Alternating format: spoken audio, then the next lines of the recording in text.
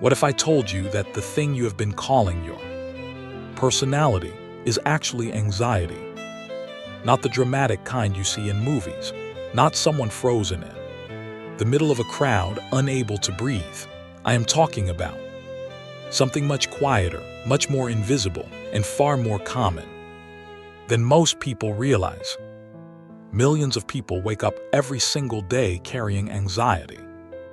Without ever giving it that name, they call it being a worrier. They call it being sensitive. They call it just being them.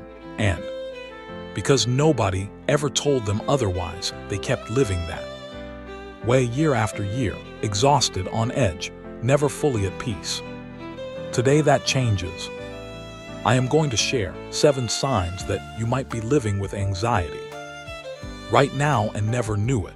And I need you to stay until the very end, because sign number 7 is the one most people completely miss, and it might be the most important thing you hear today. But before we begin, take a breath, a real one, in through your nose and out slowly through your mouth. Because this video is not here to scare you, it is here to help you finally understand yourself. And understanding is always the first step to feeling better. Let us begin. Sign number 1. You overthink every conversation after it ends. Picture this. You just finished a phone call with a friend. Nothing serious, just catching up. You said goodbye, you hung up. And everything should be fine. But it is not fine. Because now your mind is replaying the entire conversation, word by word, moment by moment. You said something funny, but wait. Was it actually funny, or did it come out wrong? You mentioned something about work, but did that sound like you were complaining? And that one moment when you laughed a little too loud, what did they think of that? Your friend has probably already moved on with their day. They are not thinking about the call at all, but you are stuck in a mental courtroom, putting every word you said on trial. This is called post-event processing, and it is one of the most exhausting, most misunderstood signs of anxiety that exists. Here is what is actually happening inside your brain when this occurs. Your amygdala, the part of your brain responsible for detecting threats, is misfiring. It is treating a normal social interaction the same way it would treat a physical danger. It scans back through the conversation looking for anything that could have gone wrong, anything that could have caused someone to dislike you, anything that could lead to rejection or conflict. And the cruel irony, the more you replay it, the worse it feels. Because your anxious brain does not replay the good parts. It zooms in on every awkward pause, every imperfect word, every moment of uncertainty. But here is what I need you to hear right now. The fact that you care so deeply about how you made someone feel, that is not a flaw. That is actually a sign of deep empathy. Your brain has just taken that empathy and pushed it into overdrive. And now I need you to keep watching, because what I am about to share in sign number 2, most people have never connected to anxiety at all. In fact, most people are treating the wrong problem entirely. Sign number 2, your stomach is always upset for no clear reason. Let me ask you something. How many times have you woken up with a tight, uneasy feeling in your stomach and had no idea why? How many times have you felt nauseous before something important?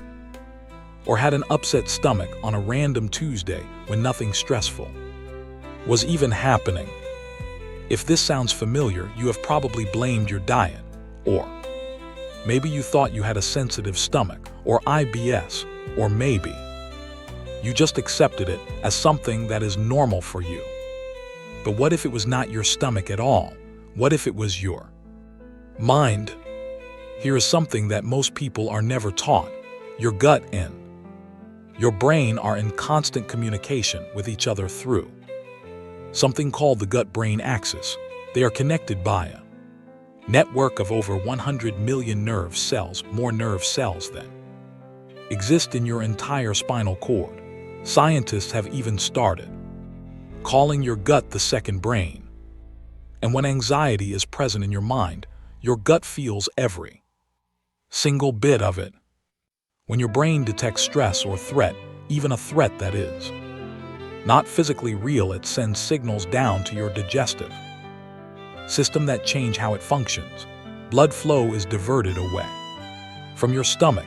Gut movements speed up or slow down. Acid levels change. Your entire digestive system goes into emergency mode. The result: nausea, bloating, cramps, urgency, discomfort that has no obvious cause. Many people spend years and hundreds of dollars visiting doctors and trying different diets when the real issue was never in their stomach at all. The issue was anxiety that was never identified, never named, and never treated. Your body has been trying to tell you something, and now you know what it has been saying. But stay with me, because sign number 3 is the one that people most often mistake for being responsible or careful. In reality, it is one of the most draining things anxiety can do to a person. Sign number 3: you always prepare for the worst-case scenario. Imagine you have a job interview next week. Most people might think about what to wear, maybe review a few questions. Reasonable preparation. But if you have hidden anxiety, your mind does not stop there. You start thinking about what happens if you get lost on the way. What if there is traffic and you are late? What if you blank out and forget your answers? What if they do not like you? What if you get the job and then fail at it? What if you do not get the job and you never find anything better? What if this is as good as it gets? One interview, an infinite spiral of disaster. Psychologists call this catastrophic thinking, and it is not something you choose to do. It is something your anxious brain does automatically as a form of protection. Your brain believes that if it can think of every possible bad outcome in advance, it can somehow prevent those things from happening, or at least be prepared when they do. It feels like being responsible. It feels like being careful. People around you might even say, "You are such a planner. You think of everything." But what they do not see is the exhaustion behind it, the mental energy it takes to run disaster simulations all day long. The way it robs you of the ability to enjoy the present moment, because your mind is always 10 steps ahead, preparing for a catastrophe that almost never arrives. Here is the truth that your anxious brain has been hiding from you. Preparing for every possible disaster does not make you safer. It just makes you more tired, and it keeps you living in a future that does not exist instead of a present that does. Now, sign number 4 is one that affects your relationships in ways you might not realize, and when you hear it, you might finally understand why certain situations leave you feeling completely drained. Sign number 4, you find it hard to say no to people. Think about the last time someone asked you to do something and you did not really want to do it.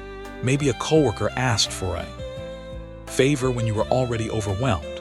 Maybe a friend wanted to meet up when all you needed was rest. Maybe a family member made a request that felt unreasonable. What did you do? If you are honest with yourself, you probably said yes, even though part of you was screaming no. And then afterwards you felt resentful, exhausted, and quietly angry at yourself for agreeing. This is not a character flaw. This is anxiety. When anxiety shapes the way you see relationships, saying no becomes genuinely frightening, not just uncomfortable frightening. Your brain tells you that if you say no, people will be upset. They will think you are selfish. They will pull away. They will stop liking you. And to an anxious nervous system, social rejection feels as dangerous as physical threat. So you become a people pleaser. You say yes when you mean no. You shrink your own needs to keep everyone around you comfortable. You take on more than you can carry and then wonder why you always feel so empty and overwhelmed. The most painful part, the people you are constantly saying yes to often have no idea what it is costing you. They see someone who is helpful and agreeable. They do not see someone who goes home afterwards and lies awake wondering if they did enough. If they are enough. You are enough. You have always been enough. Anxiety just convinced you that you needed to prove it every single day by never saying no.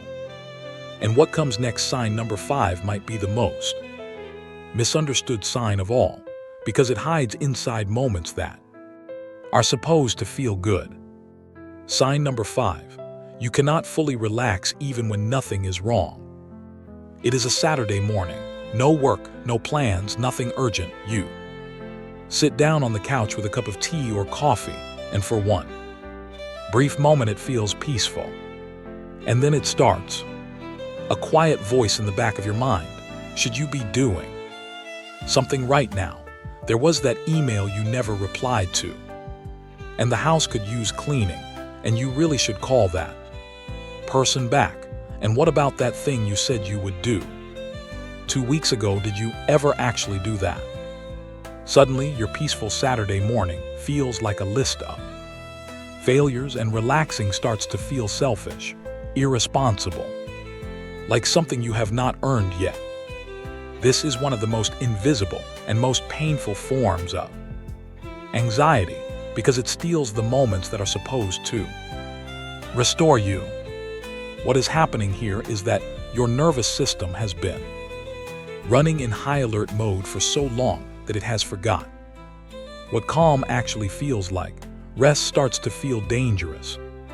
Stillness feels suspicious. Your brain interprets relaxation as letting your guard down, and it will not allow that. It keeps the engine running even when the car is parked. Many people spend their entire lives never fully resting, never fully present, always half somewhere else in their own mind, and they chalk it up to being a busy person or a hard worker when really their nervous system has simply never been given permission to stop. You deserve rest, real rest, not rest that you have to earn, not rest that comes with guilt attached, just rest. And now sign number 6. This one affects your daily life in ways that might seem small on the surface, but add up to something that is incredibly heavy to carry. Sign number 6. Small decisions feel overwhelming. What do you want for lunch? Simple question, one that most people answer in about 10 seconds. But if you have hidden anxiety, that question can genuinely stress you out. You weigh the options, you second guess, you wonder if you will regret it. You ask someone else what they are having. Maybe you just say, I do not mind. You choose because making the decision yourself feels like too much. And it is not just lunch, it is which route to take, which product to buy, which message to send, which words to use. Dozens of tiny decisions every single day, and each one costs more energy than it should. Here is why this happens. Anxiety keeps your brain in a heightened state of alertness, a state that is designed for genuine emergencies. In that state, your brain treats every decision as if it matters enormously, as if the wrong choice could lead to something terrible, so it overanalyzes, it overthinks, it stalls. The result is something called decision fatigue, where even small choices feel genuinely difficult, and by the end of the day you feel exhausted, not because you did anything physically demanding, but because your brain has been working at full intensity since the moment you woke up. The saddest part is that most people judge themselves for this. They tell themselves they are being ridiculous, that it is just lunch, that they should just decide. But you are not being ridiculous. Your brain is overwhelmed, and it has been overwhelmed for a very long time. We are almost at the end, but sign number 7, save this one. Because this is the sign that most people walk past every single day without ever recognizing it, and once you see it, you will never unsee it. Sign number 7, and this is the one I really need you to pay attention to. You startle easily and feel on edge for no reason you can explain. Someone taps you on the shoulder and you jump 3 feet in the air. A car horn outside makes your heart slam against your chest. A phone notification, just a small buzz or ding, sends a split second of alarm through your whole body. Or maybe it is less dramatic than that.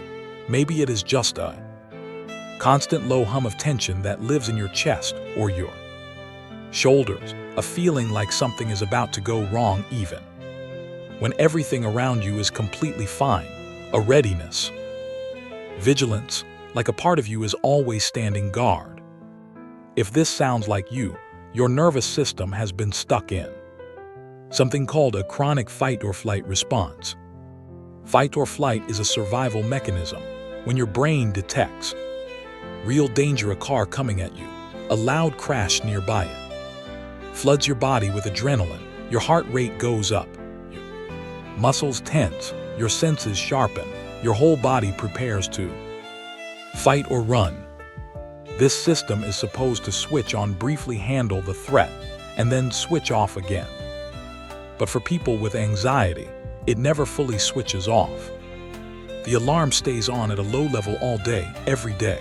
Not dramatic enough to be a panic attack, not obvious enough for others to notice, just a constant background hum of alertness that slowly drains your energy, tightens your body, and makes you feel like you can never truly let go. And because it has been this way for so long, maybe years, maybe your entire life, it feels normal. It feels like just the way you are, but it is not who you are. It is what anxiety has done to your nervous system over time. And here is the most important thing I will say in this entire video. Your nervous system can heal. It is not permanent. It is not fixed. With the right awareness, the right tools, and the right support, your brain and body can learn what safety actually feels like again. People do it every day, and you can too.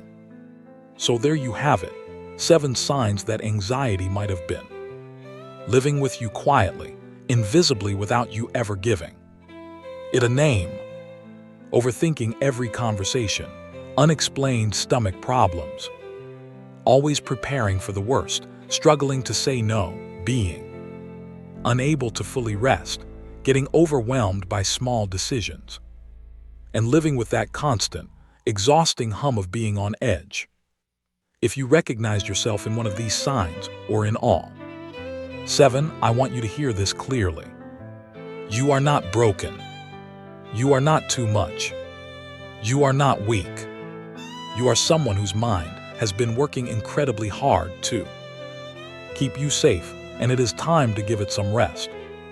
The first step to healing is always awareness, and by watching this video to the end, you just took that step.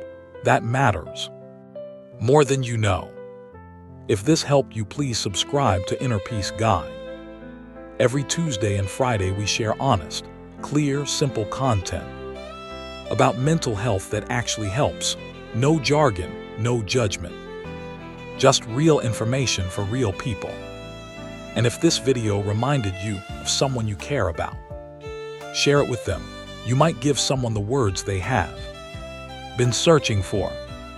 You deserve to feel better, and with the right understanding, you will.